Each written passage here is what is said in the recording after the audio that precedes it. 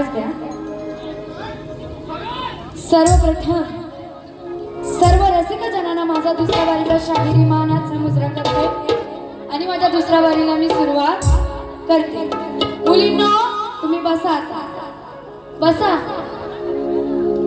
तर बघा, बुवांसोबतचा हा माझा पहिलाच कार्यक्रम.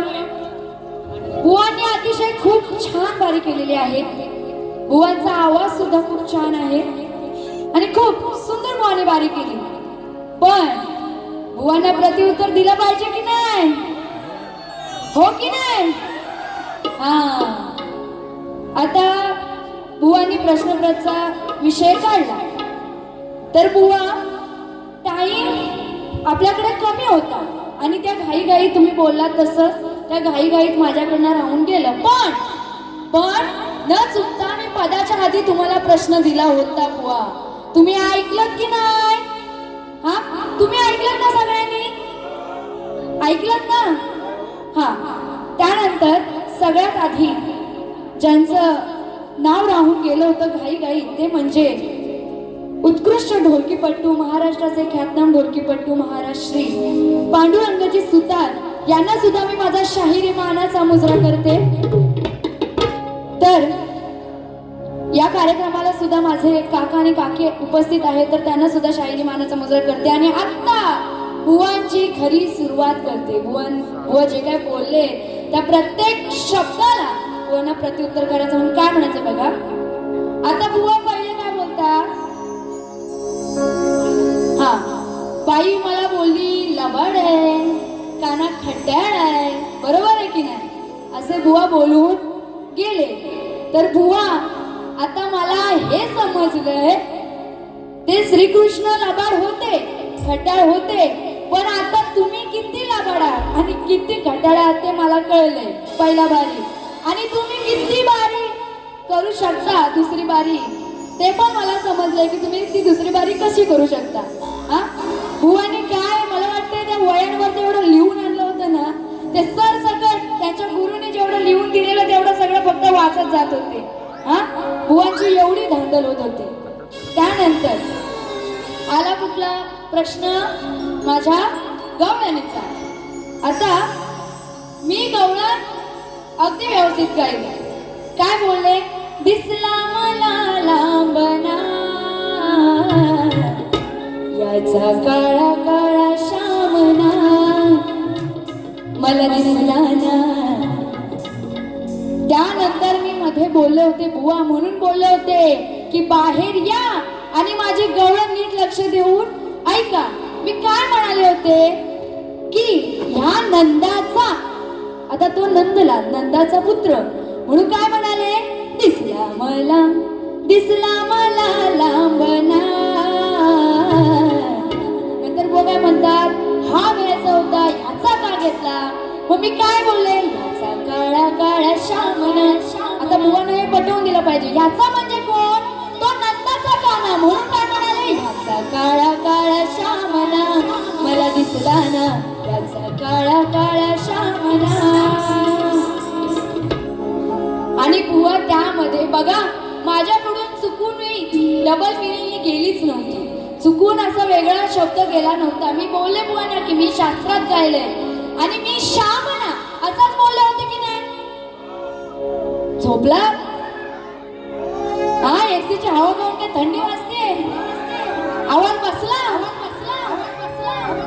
माझ्या एकटीचा आवाज बघा आणि तुमचा बघा. मी श्यामना बोलले होते की नाही? मग बुवा तुम्हाला शेमना कुठून ऐकायला आला?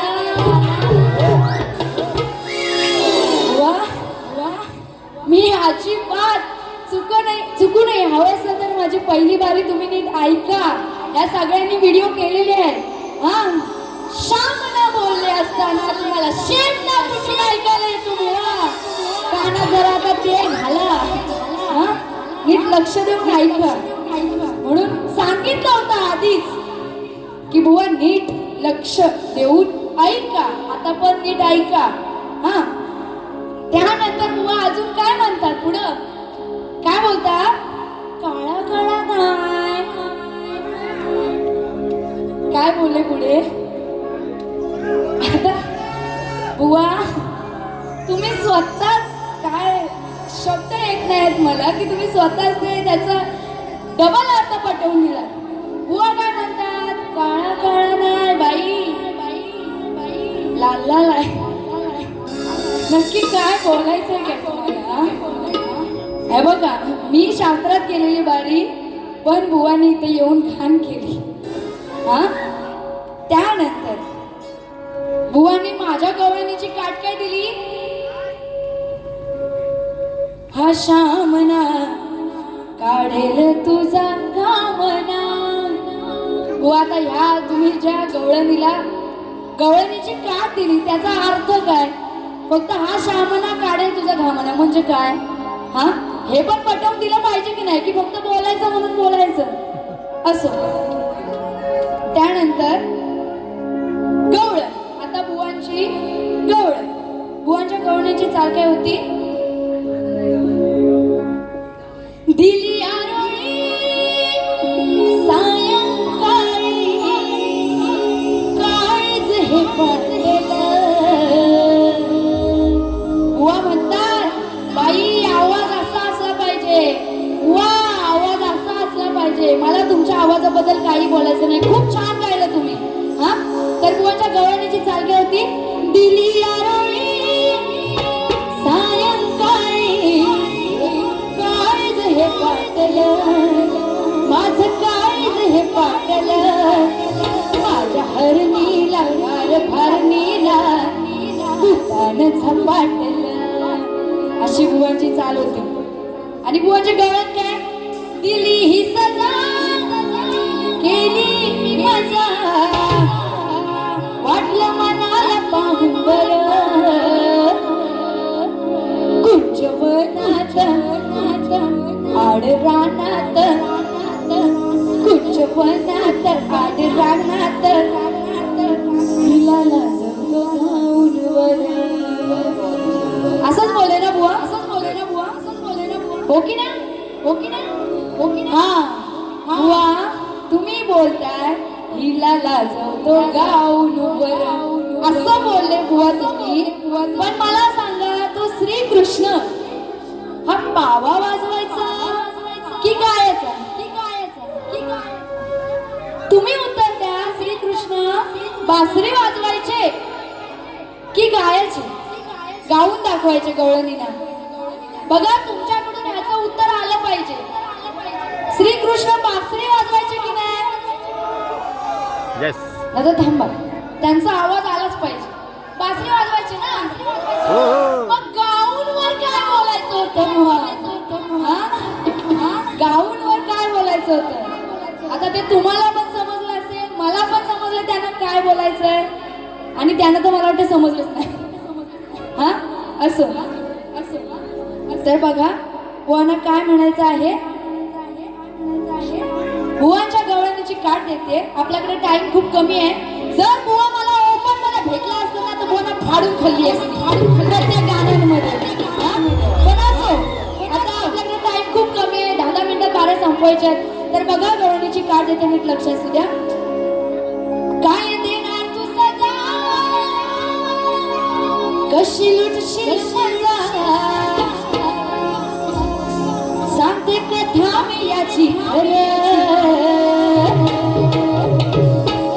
काय करशील आड रानात काय करशील आड रानात तुझी लंगोटी सुटली तर. आवडलं की नाही. मग आवाज कुठे आहे का फक्त बुवांना साथ द्यायची.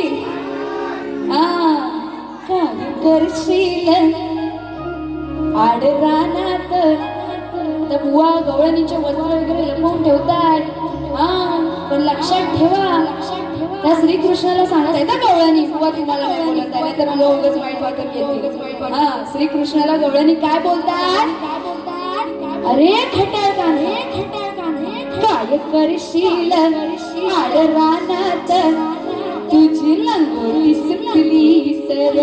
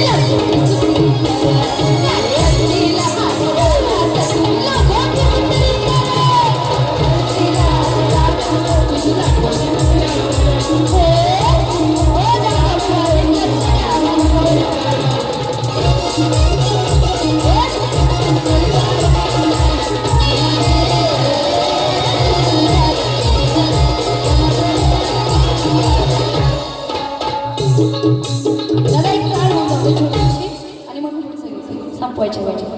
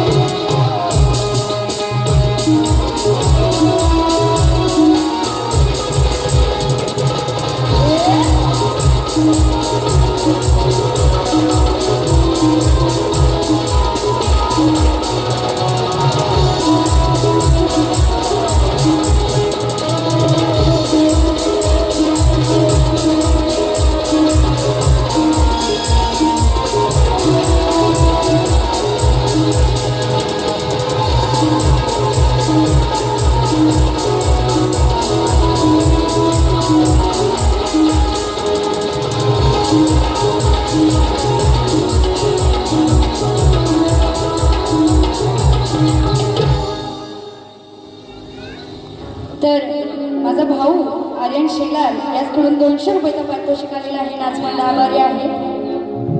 तर बघा शेवटचं फक्त पदाचं एक गृहपद घेते आणि मी माझी दुसरी बारी संपवणार आहे.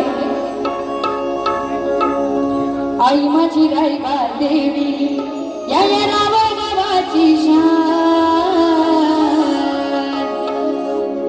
आणि म्हणून शेवटचं एक काय बोलतात चटका बुवांना देऊन जाते. देऊ ना हो की नाही? हा बघा काय म्हणायचंय. ऐका हुशारीर तुम्ही बघा कशी दिगत झाली. ऐका हुशारीर तुम्ही बघा कशी दिगत झाली. मन सुनी बाई झाली याच्या नाकात नथनी आली. मन सुनी बाई झाली याच्या नाकात नथनी आली. मन सुनी बाई झाली याच्या नाकात नथनी आली. मन सुनी बाई झाली याच्या नाकात नथनी आली. मन सुनी बाई झाली याच्या नाकात नथनी आली. ऐका हुशारी तुम्ही बघा कशी दिगत झाली. ऐका हुशारी तुम्ही बघा कशी दिगत झाली. आता सुनी बाई झाली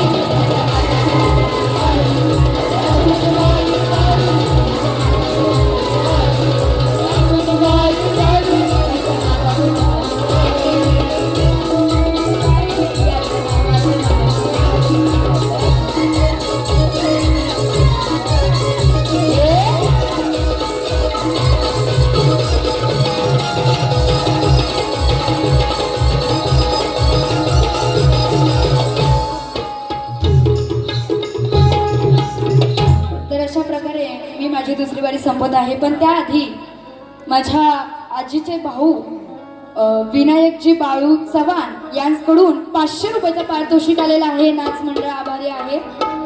तर तुम्हाला मजा आली की नाही? मग एकदा टाळ्या होऊन जाऊ द्यात माझ्या सगळ्या कलाकारांसाठी या नाचणाऱ्या मुलींसाठी. हा आणि अशा प्रकारे मी माझी दुसरी बारी संपवते आणि बुवांना सुद्धा दुसऱ्या बारीसाठी शुभेच्छा देते आणि इथेच थांबते.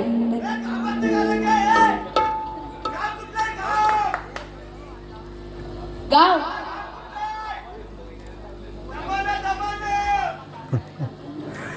आता आपल्याकडे टाइम नाही.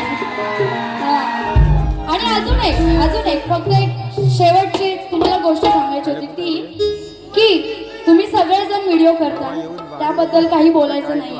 पण आम्ही चांगलाच देतो सगळं शास्त्रातच घेतो. पण तुम्ही जेव्हा ती व्हिडिओ अपलोड करता तेव्हा ती जेव्हा समजा तुम्ही एखादी गवळण अपलोड करत असाल एखादा पद अपलोड करत असाल तर जे आम्ही शास्त्र सांगतो ते सुद्धा त्याच्या सोबत अपलोड झालं पाहिजे. हा तर दुसऱ्या सगळ्यांना समजेल की आम्ही नक्की काय गायले. एवढं लक्षात ठेवा ना सगळे युट्यूबर. हा, तर अशा प्रकारे माझी दुसरी बारी संपवते आणि बुवांना दुसऱ्या बारीसाठी शुभेच्छा देते.